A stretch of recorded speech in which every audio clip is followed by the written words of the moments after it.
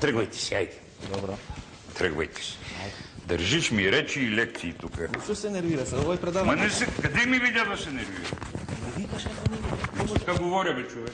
Така говориш. Аз ти обяснявам, че нациите биологична категория, ти си говориш някакъв член. Ама те... Въобще има това нещо историята с Европската уния.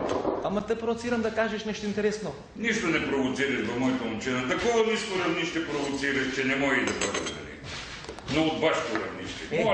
От башко се. Заради тебе се няма да приемам нито една македонска телевизия. Омо Илинден не е регистриран. Ако Първанов крева телефон на Георги Димитров и бара да се интервенира върху судството, защо тогаш Първанов не интервенира върху неговото судство в България? Имаме факти.